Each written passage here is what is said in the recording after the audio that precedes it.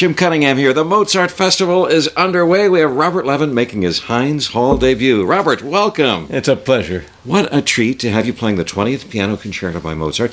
And then Tuesday night, you're going to do some chamber music with members of the symphony Indeed. at the Pittsburgh Chamber Music Society's Carnegie Music Hall. So it's a big, exciting start to the weekend. And along with that, you're going to improvise. You're going to complete some pieces of Mozart that we haven't heard in the chamber music get-together on Tuesday.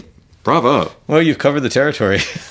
Good stuff. Well, let's start with the 20th Piano Concerto. Mm-hmm. It's in a minor key. We don't always get a minor key with the Mozart piano concertos. The romance is absolutely lovely and gorgeous, as we expect from Mozart. Said to be one of Beethoven's favorites. I take it it's one of yours. It is one of mine. It's actually the first concerto I ever played in public with orchestra. When I was a freshman at Harvard, and found out just before the Christmas break that there was going to be a concerto contest right after the Christmas break, and I thought, gosh, I'm going to have to learn something in 10 days. What can I learn in 10 days? And I went back home to New York, went into Padelson's, which was the music store in New York, until it folded about 2 years ago. It's the place everyone went to buy music, and I looked around and I thought, well, let's try the Mozart D minor concerto. Maybe I can learn that in 10 days. And I got lucky and won that contest and played it. Well, the opening weekend also has a specialty with William Caballero playing the first horn concerto in your completion. That's right. How did that happen? Well, my involvement in finishing unfinished works of Mozart began actually when I was an undergraduate at Harvard, and F. John Adams, who was a student at Harvard and later conductor of the Harvard Glee Club, approached me and asked me if I'd play organ in a performance of the Mozart Requiem.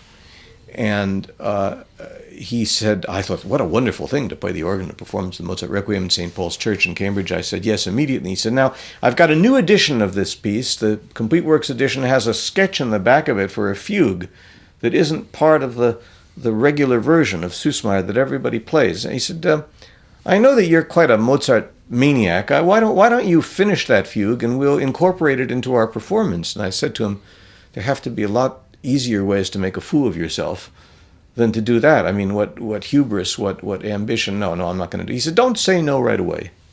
Just think about it. And I began to think about it, and I thought, success is impossible, but failure could be instructive. It's an experiment. And so in the end, I said, all right, I'll do that. And we did the performance, and I began to get interested in this idea of what Mozart left unfinished when he died. But the listener should know, it's not his first horn concerto. It's his last. The original dating is wrong. He started to work on it the year he died, 1791, and he died before he could finish it. And the irony is that the same man who finished the Requiem, Franz Xaver Süssmayr, ended up finishing the horn concerto, the D major horn concerto. So the standard version that people play consists of Mozart's revised version of the first movement and Süssmayr's version of the second, which he cobbled together by looking at a horn part from Mozart's concerto, but he didn't have Mozart's draft score. So in many respects, it's not terribly satisfactory. And the problem was that Mozart started writing this for Leutgeb. He had written 3 other concertos for him, and he discovered that Leutgeb was losing his teeth and couldn't breathe very well. And so after 40 seconds or 50 seconds of playing, Leutgeb desperately needed a rest. And so Mozart added some orchestral passages so that the poor guy gasping away could get back into it. And he got rid of all of the high notes and all of the low notes because Leutgeb could barely play the range of a little bit more than an octave. And that's the version that everyone plays of the first movement. And I thought, well, today horn players have teeth and they can breathe. In doing a new edition of this, I should present the version that was corrected for the circumstance, but I should also present the original version of it so that people can actually hear the piece as Mozart conceived it. A generation ago, people thought that Mozart changed it to improve it. They didn't understand. He wasn't trying to improve anything. The poor guy came in and said, Wolfie, baby, I can't play this anymore. I mean, you're going to have to do something if you want to give me a chance at getting through this piece.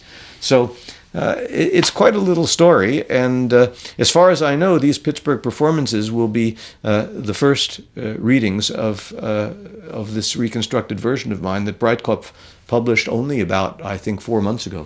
And what do you think of the Süssmayr completion of the Requiem? I know many listeners find it very unsatisfactory. I thought to myself that Süssmayr, for better or for worse, was Mozart's assistant. He wasn't really his student, but he was his assistant, and he had contact with Mozart, and allegedly Mozart spoke with him about the piece when it became increasingly clear that he wasn't going to survive to finish it. And so everything you throw out of Süssmayer's version risks throwing out some Mozart.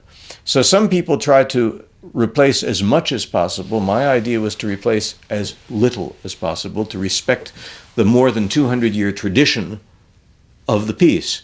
And so, yes, I did have to change things because there are grammatical problems with Süssmayer. I mean, he does the equivalent of "I ain't got no pencil." And so one has to straighten out, dry clean those little stains out of it. And he wasn't much good at writing fugues. The one fugue he had to write, he brings the four voices in and heads for the exit as soon as he can. His fugue lasts 30 seconds. Well, that's not quite adequate. So certain things I felt had to be done in a way that we can see Mozart doing in other church music. And for the rest, I preferred to try, as I say, to preserve as much of Süssmayer as possible.